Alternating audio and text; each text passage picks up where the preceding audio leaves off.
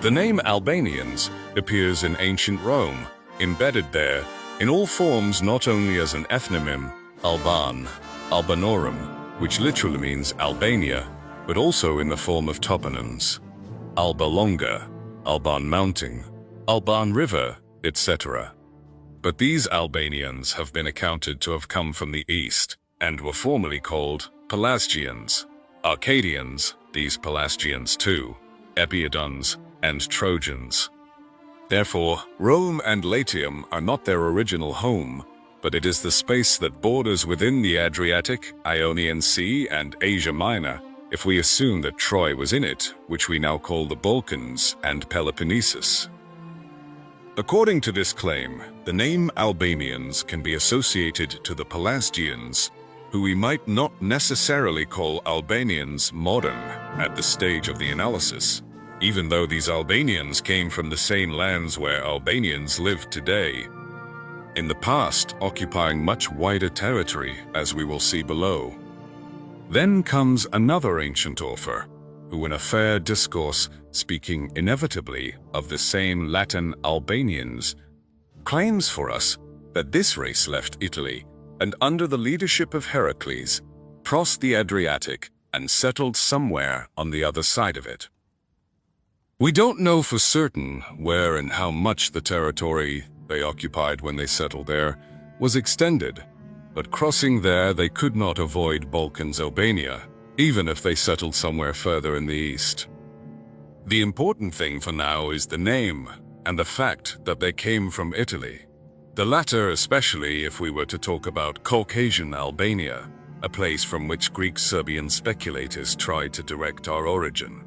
There is a very huge reason why this is unlikely to be true, because the Heraclids, according many quotes from ancient authors, were stationed in Illyria in the land called Eolis Peninsula, Dalmat coasts, which took its name after the eldest Heracles' son, Iulos, just as all his followers who were called Yile and later founded Hellas. In the middle of the distance from the Eolis Peninsula to the Peloponnese, we can find a province called Albanon, Albania, with its capital, Albanopolis, the White City. Through the testimony of a later geographer, Ptolemy, exactly in the place where some medieval Albanian authors place Petre La, aka Petra Alba, the White Stone, and the birthplace of Alexander the Great. This place is right in the heart of the country that would later be called Upper Albania, or New Epirus, marked there as the birthplace of Alexander the Great.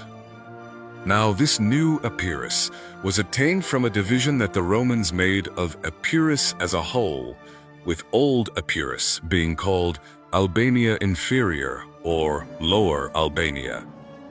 which means that the New Epirus, or later the Upper Albania, was already Epirus in the first place. Both names, Albania, also Epirus, became absent in history for 5 to 6 centuries during the early and Middle Ages. This is not because the Albanians and Epirotes disappeared from it, but because this is how the manipulators of the history have made this period, not appearing there, calling it the Dark Ages, to adapt their false narrative to the historical chronology. When the name Albanians appears again, it does so in duality with the name Epirus and Macedon, especially under the name Epirus, which included Old and New Epirus, separated by the Romans.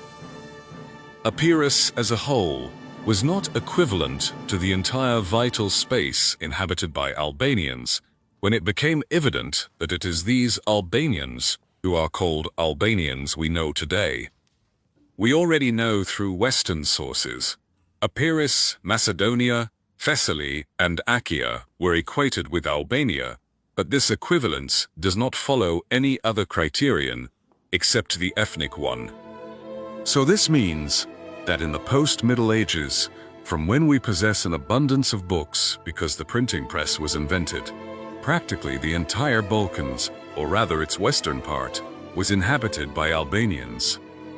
This is so true, and we have no reasons to believe otherwise, that in an English book of 1703,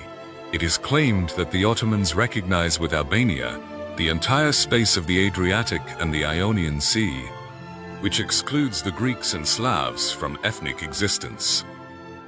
And this must have been more pronounced in antiquity, because the Bulgarian invasion lost the identity of the Eastern Balkans. That is to say, the former Thrace, which is proven in a direct affirmation by Strabo to have belonged to the Pelasgian nation, most likely similar to that of the ancient Epirotes and Macedonians, with the last ones being declared Thracian Epiroti Illyrian per se by this same author. So the journey of the name Albanians, evidenced without any equivocation today as Albanians, has followed the same path together with the names Epirotes, Pelasgian, Illyrians, Thracians, and Trojans, until all the latter gradually faded out from the historical scene, with the Trojans being first disappearing, the Pelasgian and Thracians after them, the Illyrians a little later, and the last Epirotes and Macedonians, names that the Greeks want to hijack precisely for this reason.